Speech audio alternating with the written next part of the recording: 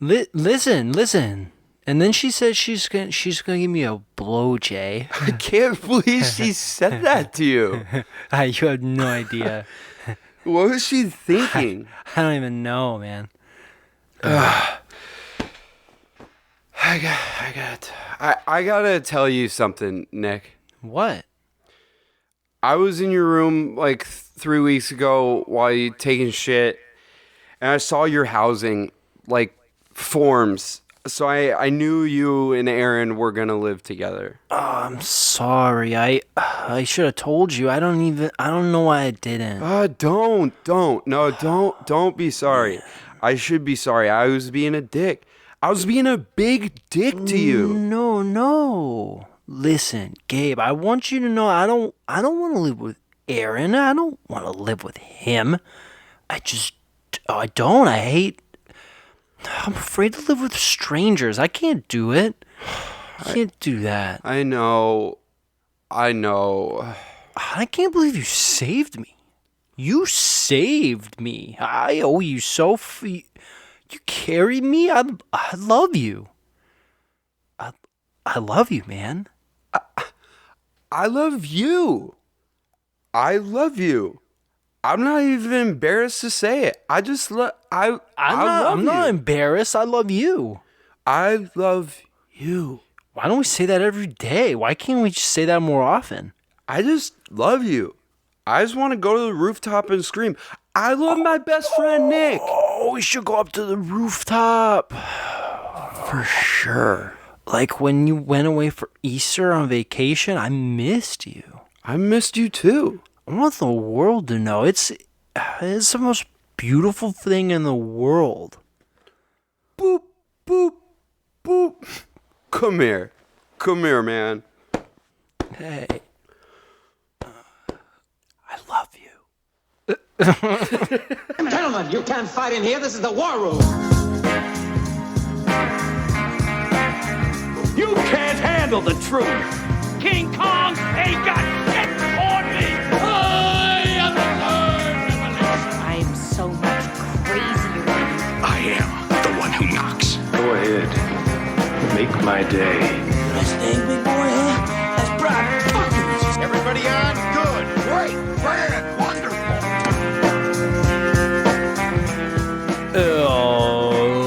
Welcome to Facing Off. I am McLovin, and this is my 25-year-old Hawaiian organ donator co-host Gabe, and we are going to do some Korean face mask tutorials tonight, so thank you all for joining us. I don't know a Nick. I only know sorrow and grief. Okay, you're at a 10 right now, and I'm going to need you at a 2. What's up, Nick? How you doing? I'm good. The water was good. I was drinking water as you were saying that. I thought you had a whole thing.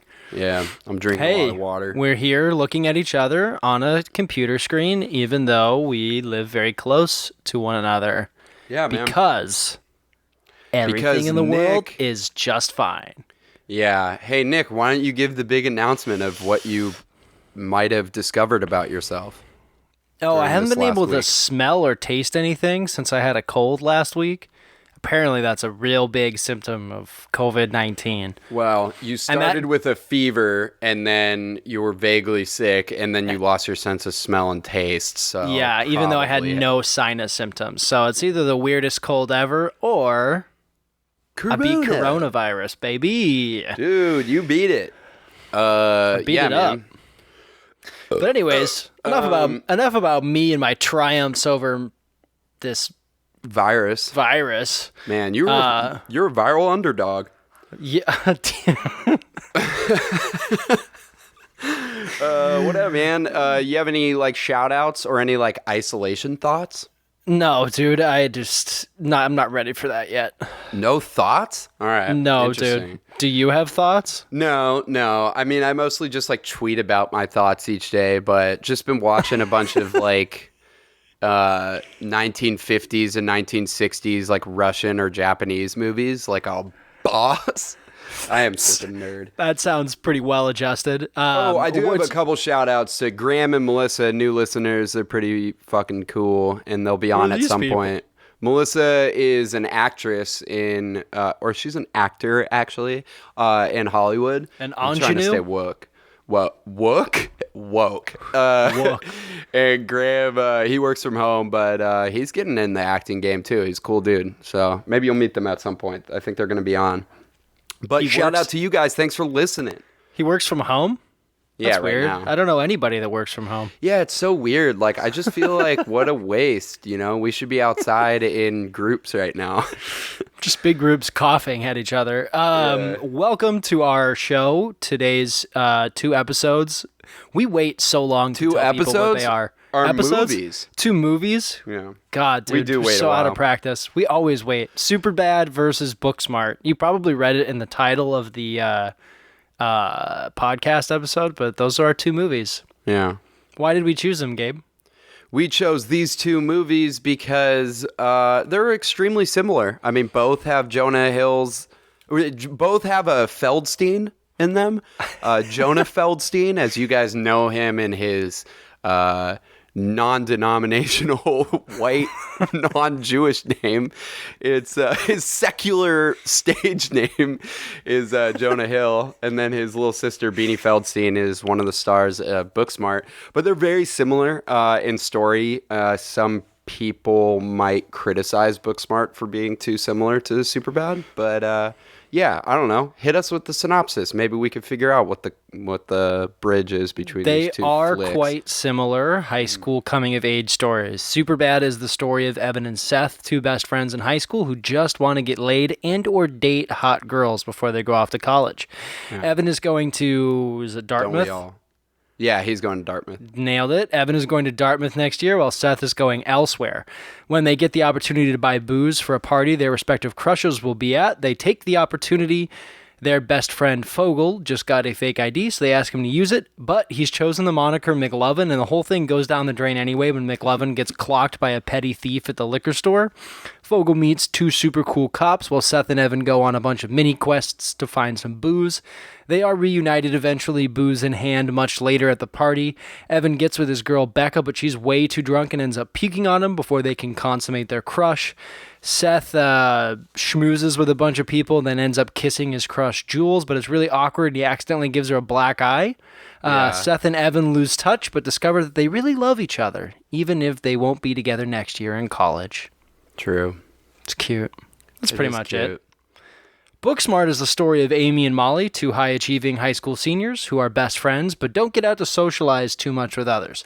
They decide to go out to the final party of the year where Amy wants to hook up with her crush Ryan and Molly wants to prove she could party with the popular kids, including her student body vice president Nick. Yep. Amy and Molly party on a boat, get in a car with a pizza delivery strangulation killer, and get to ride and hitch a ride from their teacher to the party where they have a falling out and miss their hookups. They fall back in after Amy saves the party by distracting the cops, and Molly bails her out of jail before they head to their graduation and ultimately onto adulthood. Whoa, holy snap, dude. What a synopsis. Is that good? Is that right? yeah. I always write these and then I'm like, that's the plot, right? No, that was like maybe one of your more accurate synopsis duos. Nice. Yeah, dude, Hell you're yeah, killing dude. it, man. You are a great writer of I have a things lot more that free already time. exist. Yeah, so we're gonna compare and contrast these movies. We use a rating scale 1 to 7 for our 5 categories. 1 being the lowest, 4 being the middlest and the one with the hairy chest, and 7 being the greatest. Yeah, and then our 5 categories today. We're gonna do our comedy categories because we like to laugh. We're gonna do spectac, hilarity, originality, acting, legacy, and quotability / rewatchability. Nick, let's get it started. I had one real quick shout out. I want to yeah. shout out my 3rd grade teacher, Mrs. Nishikawa. She Yeah. taught me how to summarize, and it's coming in real handy right now. And I'm gonna shout down my 3rd grade teacher, Miss Ragu, like Ragu Ramen. She was awful. I also Like antagonized ragu? her every single day, and I was sent to the principal's office almost every single day for, at times, imitating her Indian accent, which, you know, I was embarrassed about later. But she sucked. All of my You were doing Dennis the Menace racist shit on the impressions side. in 3rd grade? Hey, man. You've always been ahead of your time. All right, Oh, let's get God. started. Yeah, let's start with hilarity. Oh, let's start baby. with Superbad. Super bad. So hilarity. More like super good because Yeah. I gave it a 7 in this category. I gave it a 7 as well. Oh. So hilarity is where we talk about the engagement level of the movie, but we also talk about like how funny it was. Was it consistently funny, well balanced with its comedy, or did it have a lot of duds? And Superbad ain't got no duds, dude. Almost no duds in Yeah. Superbad. Let's see. It's one of the funniest movies ever. It seems silly to even consider giving it anything but a 7 or even really talking about it. Oh, I got plenty to talk about. It's just consistently hilarious, and it always has been, and it always will be. I just feel like, especially with this movie, in terms of its dialogue, they hook you in like immediately. They're on the phone with each other. They're about to like be in the car together, but they're on the phone discussing porn. He's like, I'm sorry, Evan, that the Coen brothers don't direct the porn I watch. I couldn't reach them. It's so good. And then it leads to a scene with them at 7-Eleven. And I remember seeing this when I was, I think it was before my freshman year, or maybe I think it was the summer after my freshman year. And I remember just like him saying like, don't be such a vagina. Like it was just such realistic dialogue. And it was so funny. The way they talked was just like exactly how high schoolers talk. They didn't like sugarcoat it. I think it was like a heightened version of it, but it was pretty accurate. Like, I love when he's like, they also got one for fetishes, you know, like feet and poo-poo and pee-pee and shit. Yeah. Dude, the scene with the penis drawings is like one of the funniest like story/montages ever. Oh, it's classic. Well, 1 in 8, like it's like what, something like 8% of kids do that. Yeah. It's not a big deal. Dude, 1 in 8. It's like so random. And then when they're like, dude, the scene where they're discussing the fake ID is so iconic at this point. Yeah. That the thing is, Nick always talks about this. Whenever we talk about comedies, like when he doesn't give it a 7, it's like he didn't have a lot of belly laughs. This movie, I mean, no matter how many All times I belly watch laughs. it, it's all belly laughs.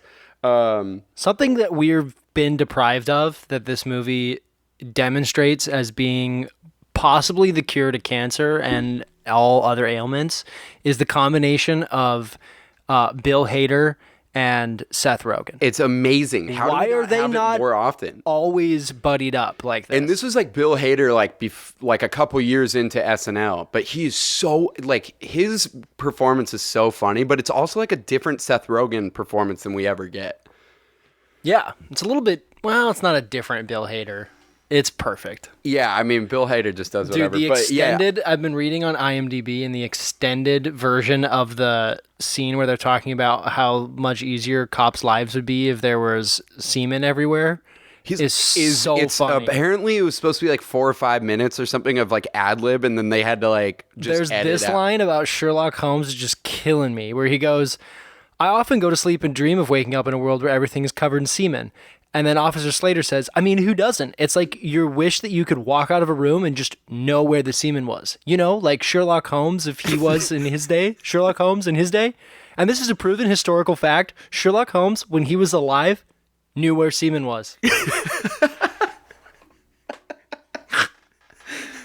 Like there's it's so funny that lines, some of the funniest lines in the movie aren't even in the movie, and apparently aren't even in the rated cut. Dude, that's the some one I of the watched. funniest parts of the movie actually for me are just like because I've seen it so many times, the ones that still make me die of laughter is like when they cut to Steven Glansberg when he's like, Oh my god, he's so dude, scary. and he's dude. just staring out into space. I was dying. And then He's the scariest kid. when Evan punches Becca in the boob, it's like the most uncomfortable humor. You know what I think it is like Greg Mottola, the guy who directed it, is also the guy who's been directing the first 3 episodes of Dave, Lil Dicky's show. And he just gets comedies. And a lot of comedies have like awkward pauses and stuff, or like they have like duds of scenes. Him and Judd Apatow just like work together to make just a consistently funny and interesting story. So yeah, 7 out of 7 for both of us. What about Booksmart spectacularity? Booksmart, I gave a 5. Okay. I don't think it's supposed to be as drop dead funny as Superbad, especially rewatching it this time. Well, it has like a dramatic like turn to it as well. Yeah. It's just like it's just not designed to be drop dead funny, but it's just like it's more charming and emotional. Wait, keep talking. Than it is like hilarious. So I have a few scenes I want to shout out. Big ups to the singing scene where where Amy sings, "If you don't say something in the next 10 minutes, then I'm gonna take you to the hospital." Yeah, dude, Caitlin Dever is like, I'd seen her in so many movies before, and that amazing. scene is so funny. That scene gets me every time. The intro dancing scene with whatever that song is that I'm definitely gonna go back and like Dude, the soundhound. soundtrack is amazing. That intro dancing scene is fantastic, and then the scene where they figure out that they're tripping is pretty awesome. Oh, the ayahuasca scene? Yeah. Oh shit. So that's interesting because I actually wrote in it that like that was one of the parts that just didn't work for me. It was just too ridiculous and like kind of doesn't work, but this rewatch I was like, okay, this is actually pretty funny. I don't know. For some reason that was one of the ones that kind of brought it down. There are some things that really don't work for me. The whole Malala thing, as our former as guest Holly Holly had pointed out, is not funny. Yeah. I don't know. I don't think it's supposed to be funny. It's supposed to be like kind of like accurate to how they would be. It's just not good, bro. I don't like Yeah, it. I don't know. I'm hovering between a 5 and a 6. I don't really think there's a dull moment in the movie. Like, No. you know, maybe some lines kind of don't work. That scene that I was talking about, the ayahuasca, where they're like Barbie dolls, like, is still like funny or at least interesting. So it's not really a problem. You mean Asian Waska? There are some like random moments that are like kind of killed me. Like when Molly is like freaking out about colleges and she's walking through the school and she's like, where are you going to school? Like, where are you going to school? And then that one girl, Hope, is just like, no, don't, I'm not interested in this. And it just like stops.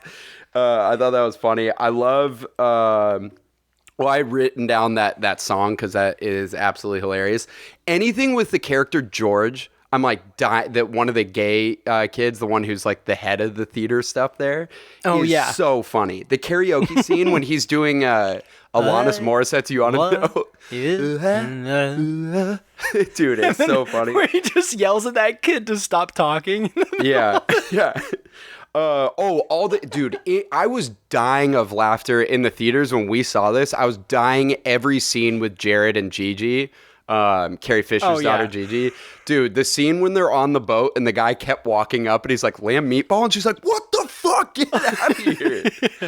You're everywhere. I also just think the dramatic parts are actually really interesting because this is more of a drama in certain parts, and I think Olivia Wilde like makes it great. I think the scene in the pool when Amy is Caitlin Dever's character. Yeah. When Amy discovers that Ryan, the girl that she liked, is like making out with the class president guy, vice president guy. It's like an effective scene. It's almost like a really cool music video. And I think another part that helps with the engagement level, the spectacularity part of it, is like, I think the soundtrack is amazing. Like you have Come Down by Anderson .Paak. You have like a Run the Jewels song. You have Wildfire by Subtract. Dude, I mean, I really get into it because of the soundtrack. Although I do think the comedy, like Bo Burnham with 8th Grade handled the like musical comedic moments a little bit better with like his editing and stuff. So I don't know. I think I'm going to give it a 6 just because I really like it and I found myself really engaged and I thought it was funny, but I'm bringing it down because I don't think it's like the funniest. Like I'm not dying of laughter at every scene, even though I am pretty often. Yeah, absolutely. All right, score. let's move on to originality. Originality is where we talk about like how creative the movie is, whether it stands out in like the comedy genre. I also wanted to talk, since these are high school movies, kind of like what we did with Clueless and Mean Girls, like how accurate it was to high school, because there's nothing worse than a script that's just not accurate at all to what we went through. So let's start with Booksmart. You can get started on that. Okay. Oh, I can? You tell me what to do now? Yeah, you're allowed to if you want. So, my Booksmart rating, I gave it a 6. Holy shit. Okay, this is going to be interesting. Because, just right off the bat, let's get it out there that it's highly derivative of Superbad in terms of its story. Definitely.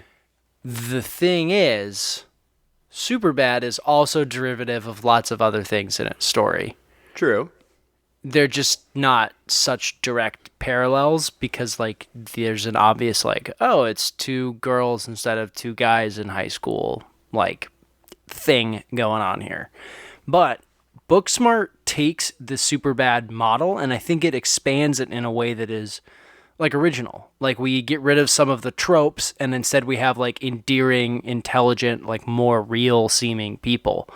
Like, they're actual characters with, like, depth in them, whereas Evan and Seth aren't really, like, actual people. They're one-dimensional, like, kind of more straightforward individuals. They're literally driven by one thing and one thing only. Whereas in Booksmart, Amy and Molly aren't really driven by just one thing. They're like actually more well-rounded characters. Like the story that they're in is more cartoon-like, but the characters are more real. Yeah. It's great character writing. I can't deny that. Yeah, and I think that makes Booksmart, gives it a higher score in this category for me.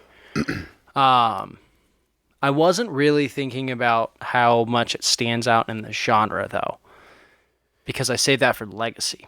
Right. I mean, that's fine. And that's kind of, I do Legacy, like, how does it stand out in terms of, like, all movies? But I think that's fair if you're, like, thinking about all comedy movies. Yeah. Okay. So what did you give Booksmart? This is going to be an interesting discussion. I gave it a 4, an average score. I think that it's pretty accurate to high school. I think it's more accurate for, like, semi-rich white kids from the suburbs and stuff. Yeah. I do love the part, like, there are certain things that Olivia Wilde inserts that feel very much like a high school and like how the kids like actually like each other. Like the Snapchat videos of the party, like Tanner, the kid in the overalls, like eating the ghost pepper and then like chugging the gallon of milk is like, that felt real, like an actual party. Too much milk. Too much milk. I think it's mostly super accurate to like leadership students. I know a lot of like, dude, like they are exactly like the annoying leadership students at schools. I think the whole thing is a lot like at least like my high school experience was. Really? Okay. Yeah. I felt like Superbad was a little more like similar to my high school, except for that everyone like knew each other. We didn't have like straight up bullies like the kid with the mullet. Or he has like a samurai haircut. Really, it's not really a mullet. It's really strange. One thing that kind of bothers me about the script is that they give a ton of exposition as they're talking. Like in a casual conversation, they tell the whole history of other characters as if they don't already know that. Like the audience, like there's a part where she's like talking about Molly and Amy are talking about AAA, and she goes, well, she did give this roadside assistance, like blah, blah, blah, blah, blah, and like says all that. I'm like, why would she be, we would assume that they both know this. You're just telling that to come to the audience. And sometimes that takes me out in terms of like the script writing. The conversations are pretty realistically crass, like in Superbad, which I obviously appreciate. But sometimes it feels like it's trying really hard, like your Malala thing or like certain other parts. It's like they're trying to be like, I love the scene when Molly discovers that Amy uses her panda bear to like jerk off, but at the same time, like what Molly's saying is like not realistically crass. You know what I mean? It's like, it's over the top. Yeah. Okay. I think it's a better movie than Superbad. Like, for sure a better movie because it brings in a lot of, like, great drama things. But I don't think it's, like, more original than Superbad in creative ways that, like, Lady Bird and 8th Grade aren't.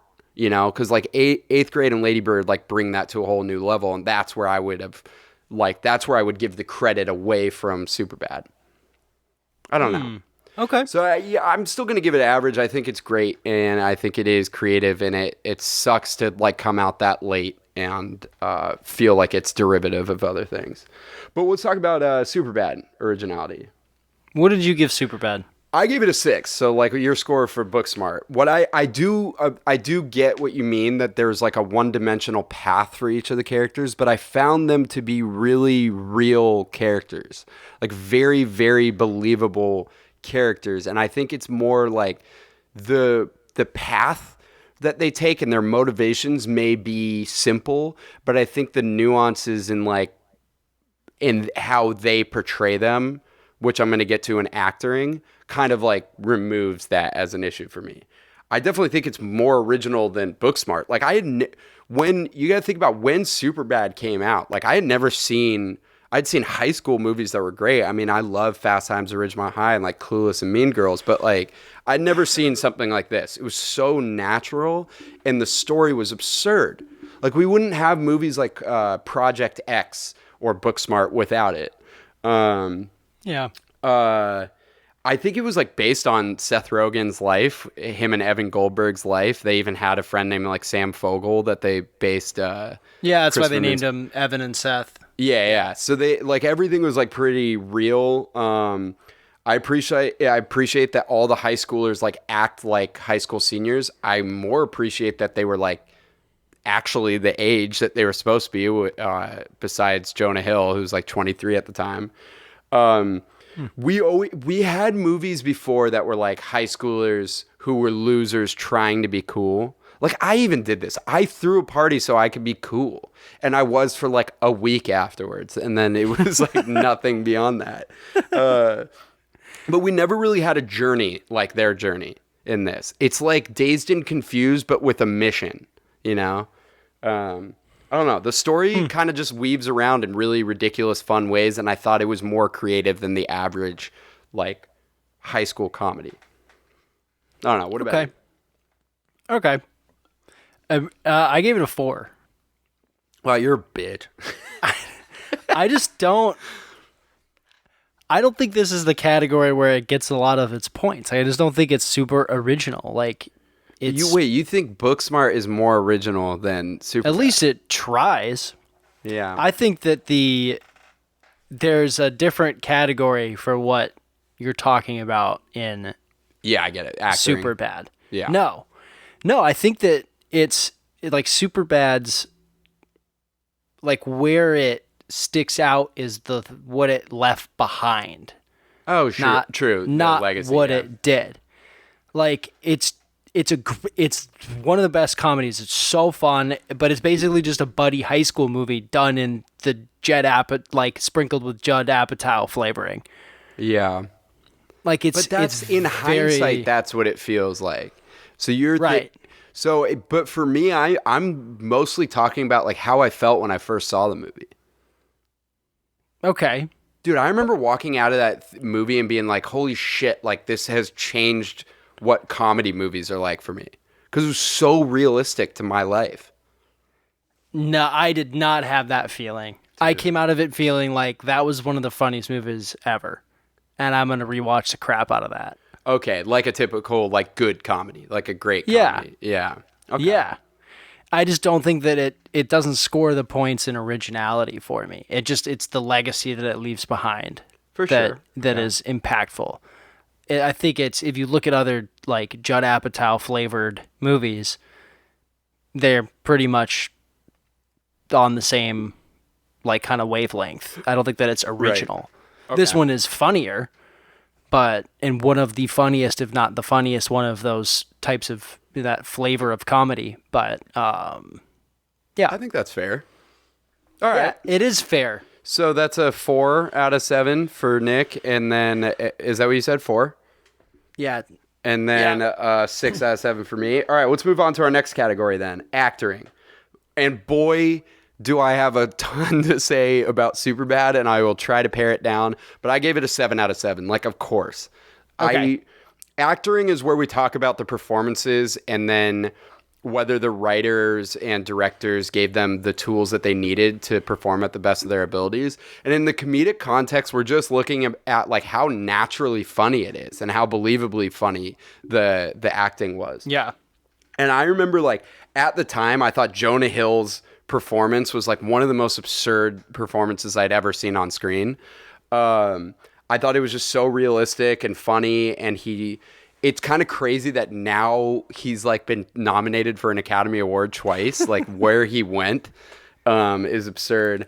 I think my favorite of his may be when he's in the home ec class, and he's like, he's in the home ec class, and he's like debating with the teacher about like the importance of a cooking class. He's like, "There's 2 weeks left. Give me a fucking break.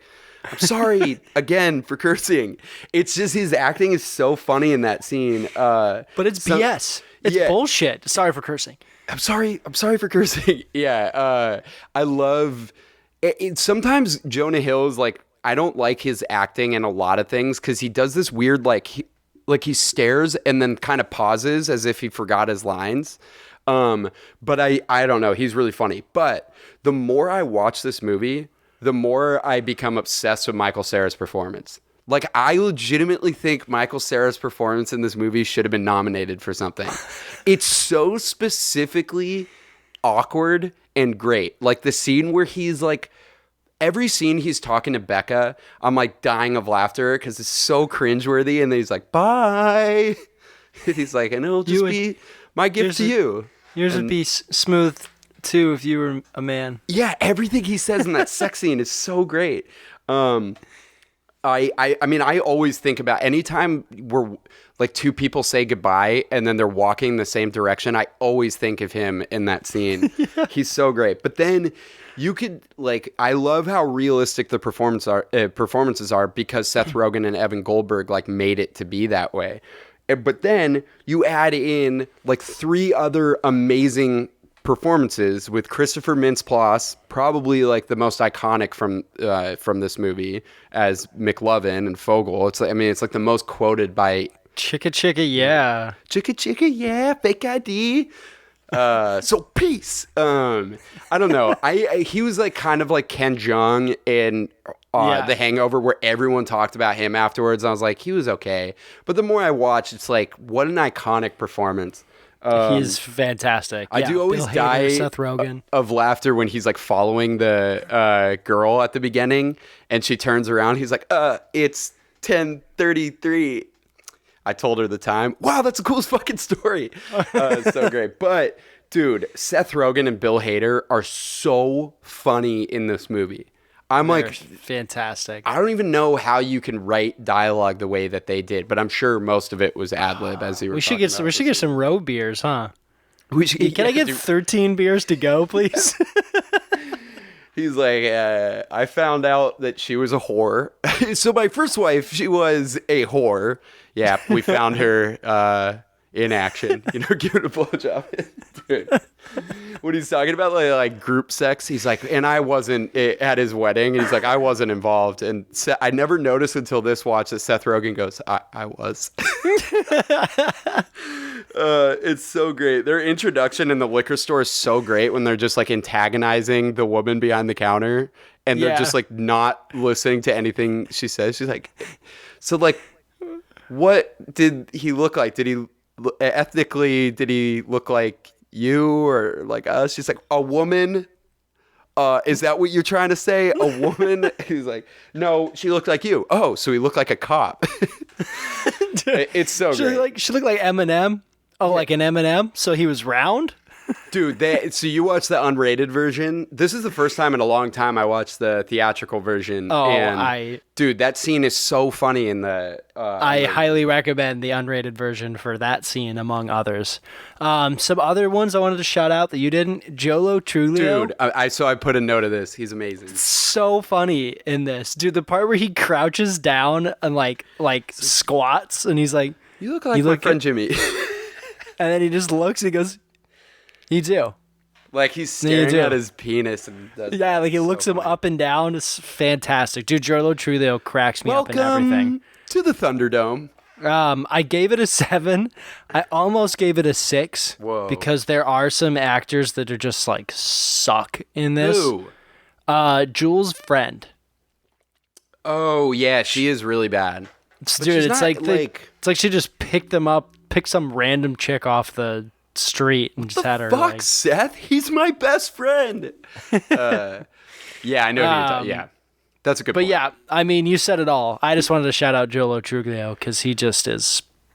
Dude, you got to watch Brooklyn Nine-Nine. I've seen. He is pretty funny. You gotta in what do I've it. seen. It's so funny to see him in this and Pineapple Express as the creepy, like pathetic guy, and he Yeah. just nails it. And this one is so ridiculous. He's like, "Tiger got out of the cage, bro."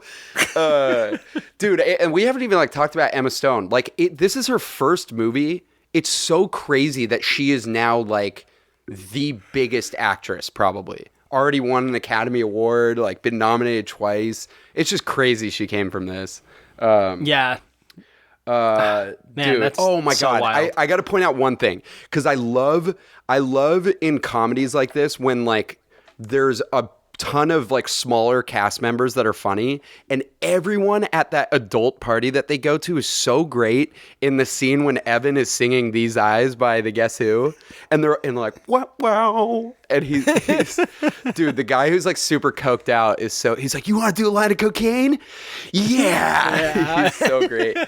Allison Jones is the best casting director of all time, so that guy can sing for us, man. My brother came all the way from Scottsdale, and the guy's like, Scottsdale, "Sing, Arizona. Please sing."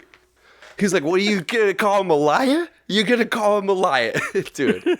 Anyways, yeah. So that's 7s for both of us. What about Booksmart acting? I gave it a 6. Similar treatment here. The 2 leads are fantastic in their roles, but there's more room for like other characters in Booksmart, which I really like. Yeah, I agree. And like they're like rewatching it, there are some performances that I noticed where I was like, that dude or dudess is going to be pretty funny in something sometime. The guy that plays the vice president, Nick. He's pretty great. Yeah, he's really good. He's a cool character. Yeah, it's there's just some performances that aren't great too, like like Ryan, the bisexual. I think she's like purposely like an idiot. I did not like her performance. Yeah, I just don't understand how Nick would like go for her. Was she supposed to be like really attractive when she wasn't wearing glasses? Maybe, I don't know. Yeah, I don't know. She's got a nice body. I'm not sure. Yeah, I guess. I don't know. She's always just so happy. Yeah, she's always I don't in a know. good I found mood. it to be pretty silly. Like she's just like such an idiot. Yeah, I don't know. She's just like one person to pick out, but Jessica Williams, is that her name? Who? The chick that plays Miss Fine.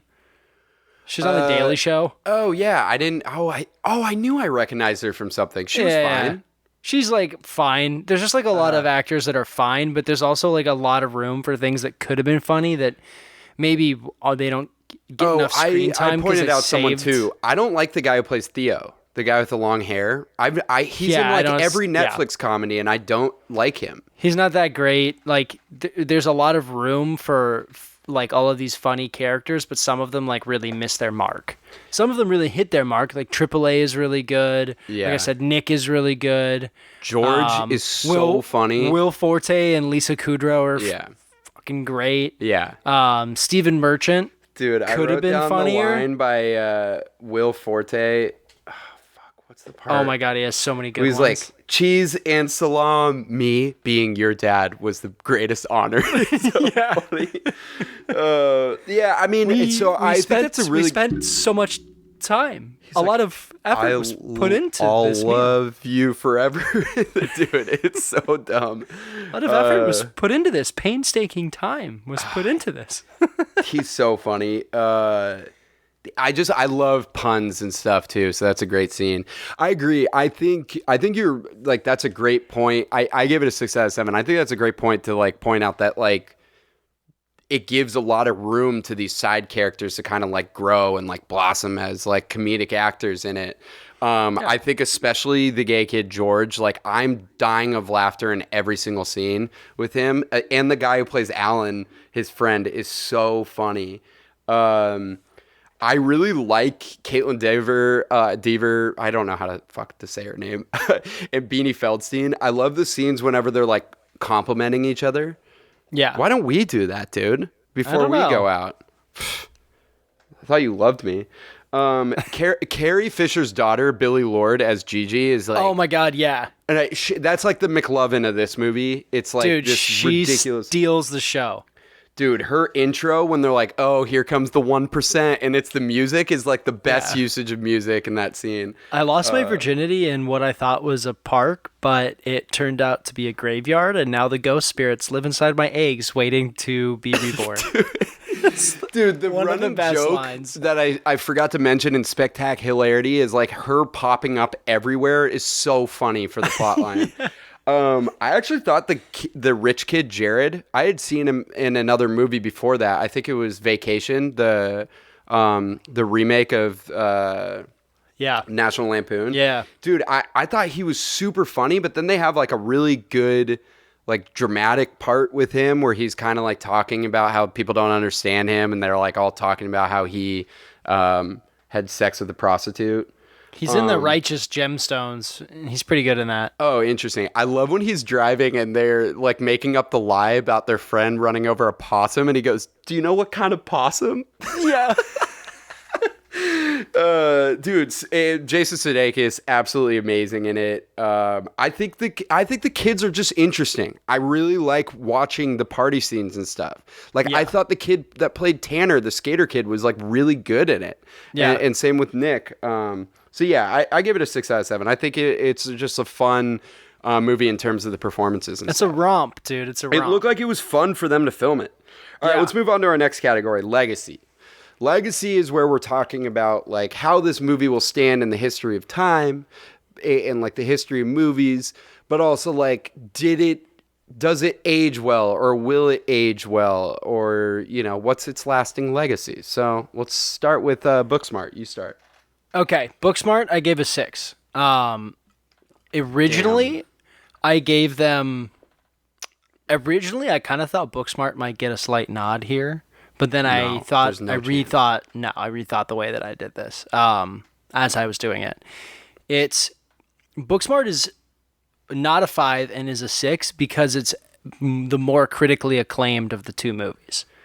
It's more impactful. It's more important to people. It's a huge breakout for Olivia Wilde, and it's a career maker for some actors. No, I don't. But I get what you mean. But I don't think like critical acclaim means that it's more important to people. Like this fucking like panned at the box office. Like it was all over Twitter that people were like trying to save this movie because like. No, and we were confused because we walked out of the theater all loving it. You, Julie, me, and Danny, like we were just like dying of laughter the whole time. We loved it. I thought it was going to be an instant classic, and like no one went and saw it in theaters. And like it was well loved, but it was like no one saw it in theaters. I actually don't know a lot of people who have seen it now. Because I was thinking, for me, I agree with you. I think a 6 is like really fair because I think this will be a movie that's important to me and you. Like I could see us really like liking this and rewatching this, which we'll get to in a little bit. But I don't know, man. Like this did really poorly in theaters, and maybe it'll have a lasting legacy afterwards. We don't really know though. How poorly money-wise? Do you know? I think it ended up making money after, but people had to like fight on Twitter to get attention for it.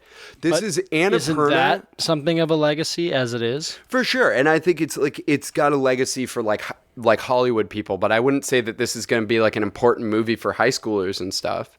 Or people that wanted to like reminisce on high school, like a lot of other movies. I mean, I'm like, I guess I'm mostly playing like devil's advocate here because that's what happened. But this was like towards the, like Annapurna, which is one of my favorite production companies. It's up there with A24. Just is really, really bad at setting release dates and marketing, and they messed up. Like, they released this at the same time as like 4 other really big movies. And I think it made its budget.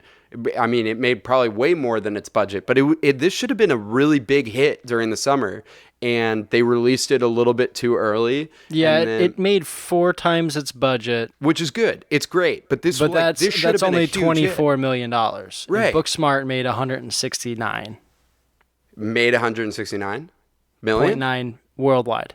Oh, that's great. 121 million in the US. Yeah, see, that was like, I remember the first 3 weeks or so, they were like, dude, this movie's like fucked. Annapurna is going to be like bankrupt because of this. I don't know. I mean, that's similar to Superbad. So I think like maybe the efforts afterwards were big by the Hollywood people. I don't know. I remember being really frustrated that no one was going to see this movie in theater. By the Hollywood people? By the Hollywood elite, dude. By the Hollywood people. By them people in the Hollywood. Are we Hollywood people yet? I mean, we live close enough. I think now that I know that, maybe I'm going to move it up to a 4, but I had it at a 3. I just think it's always going to be in the shadow of something like Superbad, and that hurts its legacy, even though I don't think that's fair. Yeah, I just don't. Like, we know 2 people that actively didn't like it. Holly, and then my roommate Alec was like, it just felt like they were copying Superbad, and I was like, that's a really simple way of putting it. Like, didn't you appreciate any of the things it doesn't added? really, though. That's why I gave it. For me and you. It's a different story than Superbad. It's way different. Yeah. What they end up accomplishing, and it's just it hits similar beats. You can't really deny that. But I could just see a lot of like sexist boys like just not wanting to like this movie because they just don't want to agree that a female version is stupid. I gave it a lot of points too because Olivia Wilde just comes through and just crushes it in this. Dude, I agree. I mean, I walked out of the theater with you guys and I was like, I think Olivia Wilde's going to be like one of the next big directors because her directorial touch to this movie is amazing. It's fantastic. Objectively, I'm bringing it a little bit down because I just don't think this is going to have like the legacy of Superbad and 8th Grade and Lady Bird, which like completely changed conversations about high school movies. I don't know. Well, let's change the conversation to Superbad. True that. I gave it a 7. Okay. It's a career maker, one of the funniest coming of age movies ever. It's critically and audientially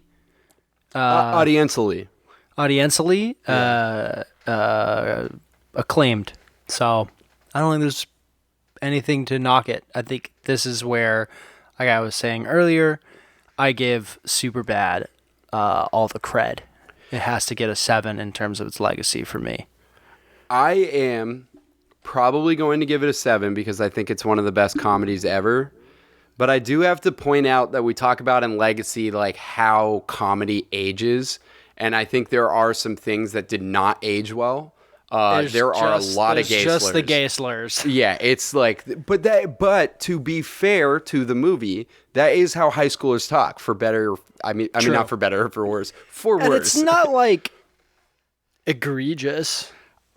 There was this one line too that I pointed out when the girl, like Evan doesn't end up taking advantage of Becca, but the girl says that line or whatever, like he's like, isn't it unethical? And she goes, oh no, not if you're drunk too. And I'm like, don't put that in a movie. Yeah.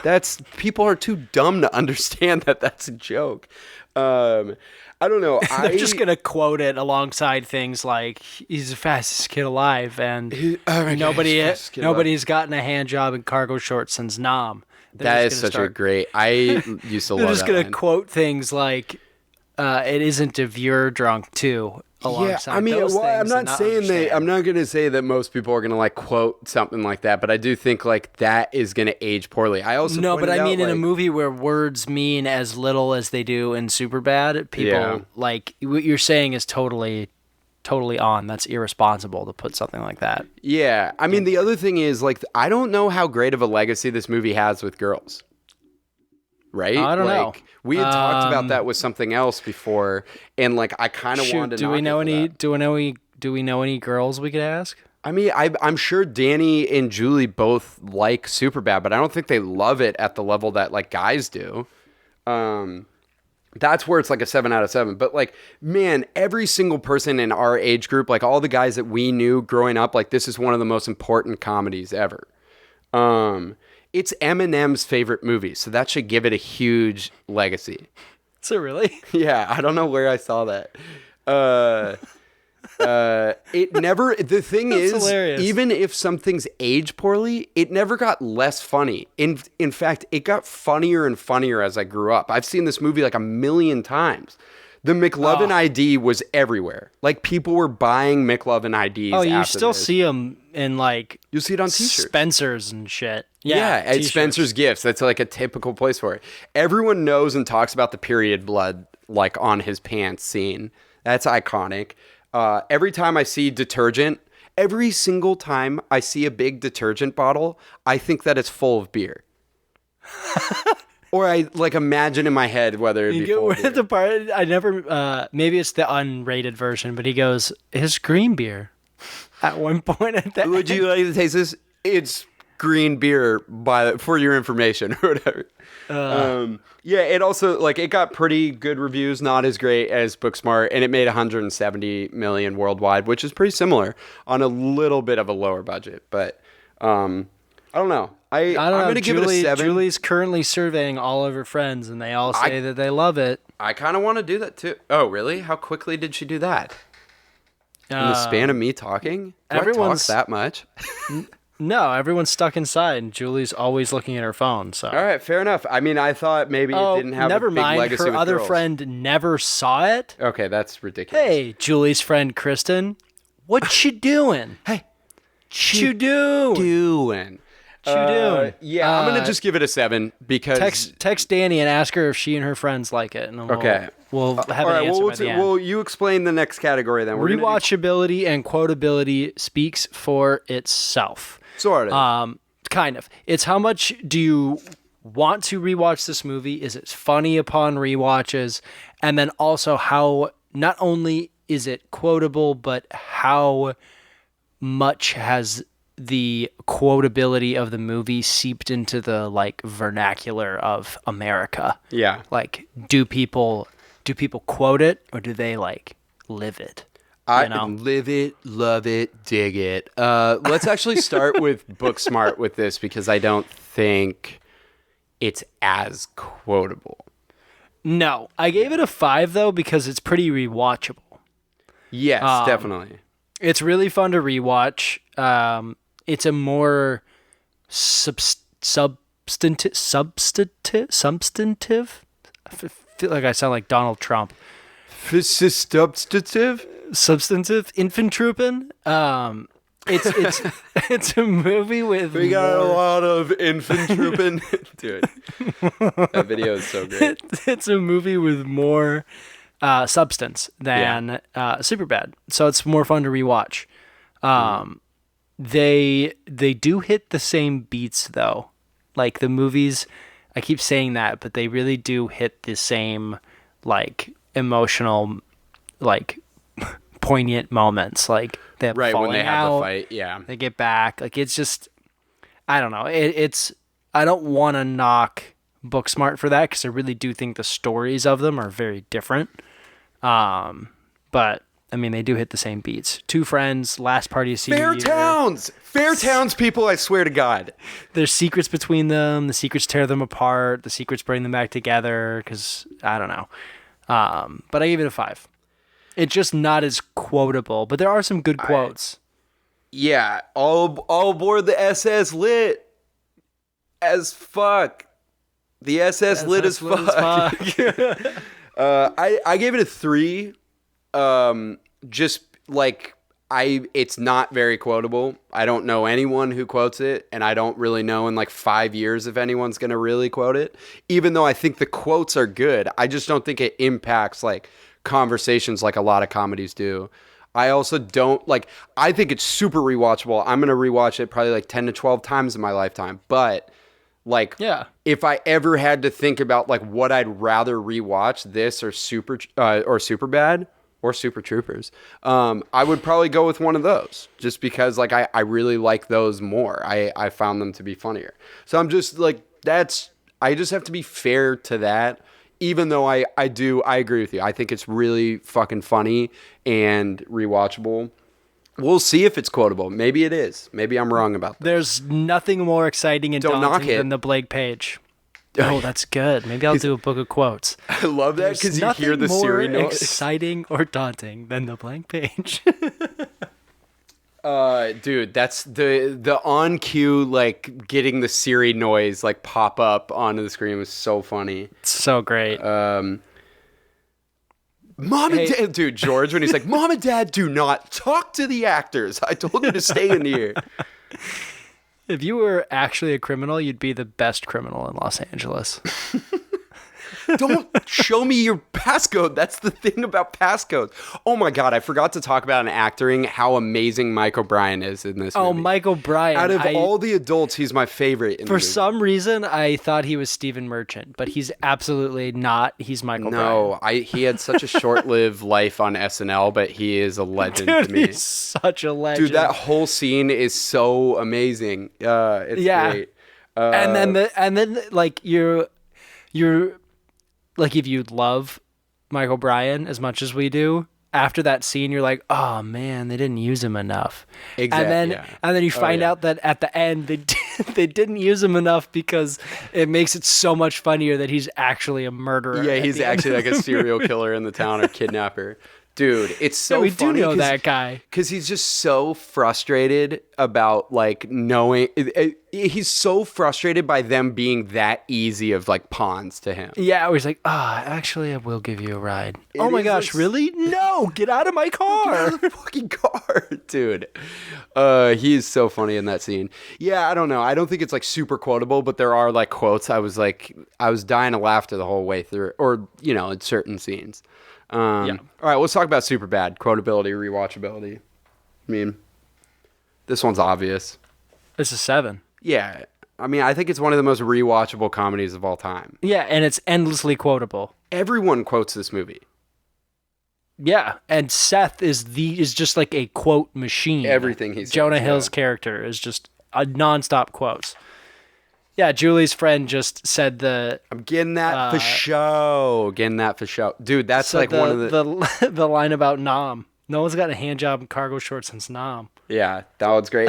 Me and like Clay and everyone in our friend group, like we randomly quote other parts. Like my most quoted part of this, and Kevin always reaches out to us about it, is oh man, I've never before seen that in my life. Yeah. When he has the period blood, it's so random. People don't forget is like Aaron and I have said people don't forget in like almost every context. Yeah, I always say the fastest kid alive thing. Good shit, free. huh, Maroki? Yeah, that line is so great. I gotta sit here and eat my dessert alone like I'm fucking Steven Glansberg. Oh, dude, it's just like Spread your shit! Spread your shit! Pussies on the pavement, fellas! Oh shit, it's the cops!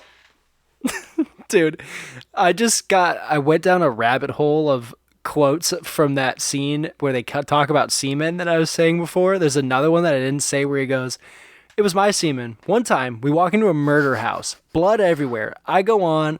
I think I find a bit of semen. Clean it off. Long story short, cream of wheat. Yup, dope."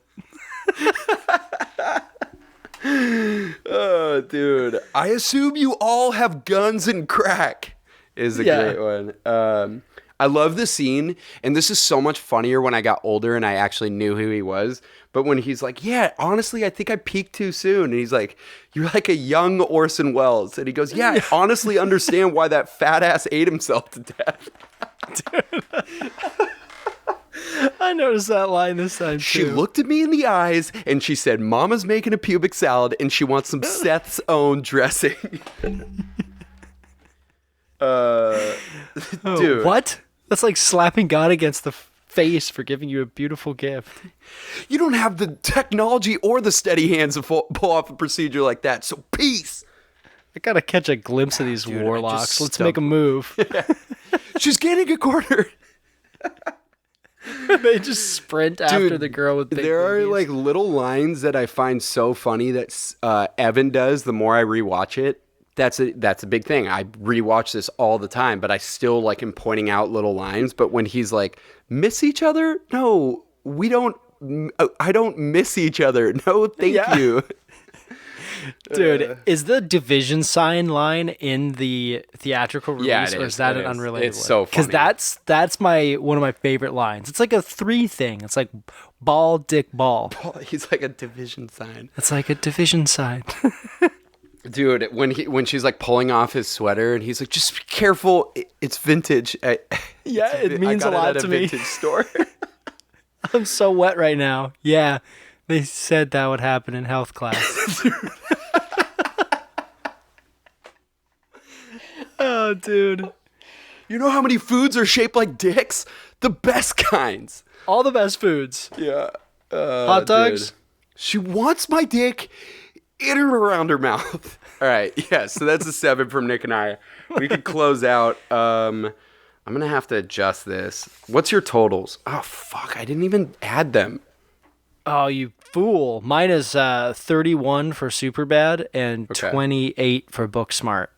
While you're adding them up, I wanted to point out that both movies have creepy drivers, but one is way more creepy than the other.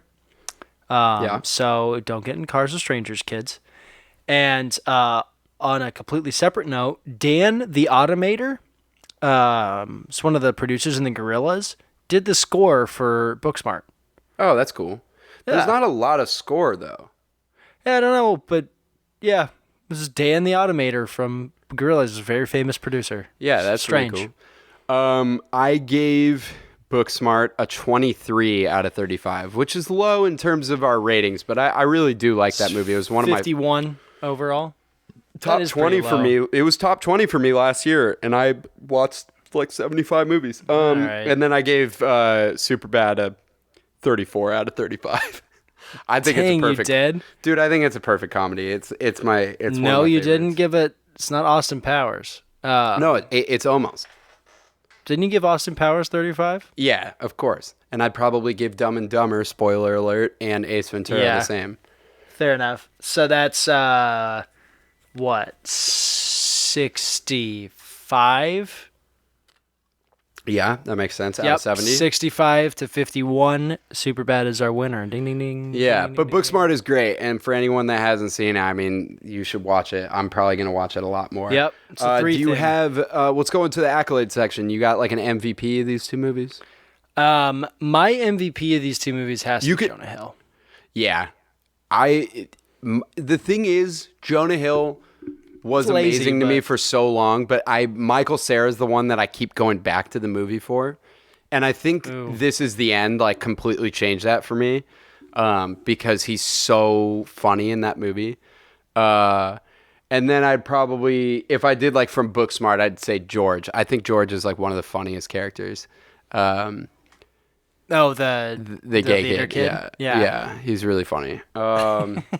Do you have like a LVP? Oh, it's probably that girl from Superbad. The Jules's friend. Yeah. I got you can get us out. You can get us. You can get us. She's like, well, you got to get me Kyle's Killer You Lemonade. gotta He's give me like, well, Kyle's that's- Killer Lemonade. Yeah. She's so Stupid. annoying. Oh, dude, or Clark Duke in it when he's like, holy shit, Fogel's a badass. Yeah. I don't know why That's- he's always cool in movies. Like, that guy doesn't look cool at all, even though he's I funny. don't know. I think that's the point, but no. Also, LVP Dave Franco has one line. Yeah. That was like 8 years ago, like- you dick. I mean, it's a good line. It's funny, but Evan, what the fuck, man? We're losing. He's like, it's soccer, man.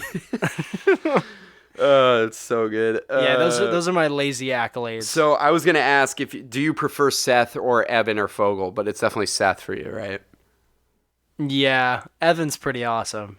Yeah, I mean the pair of them are. I'm definitely more of an Evan myself.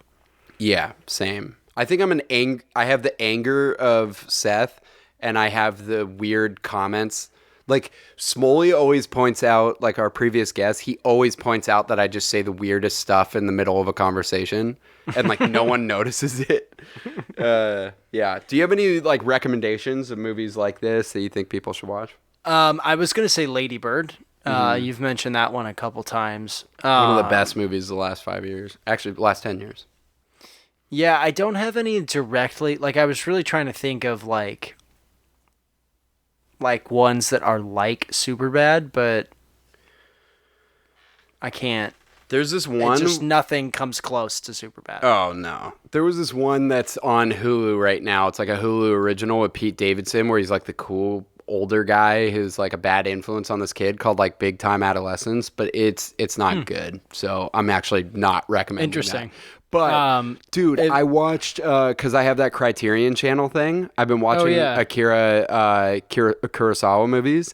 And on the thing, on the Criterion Channel, they have like interviews with certain actors and directors and stuff about like what their favorite movies are. And then you could watch the movie afterwards.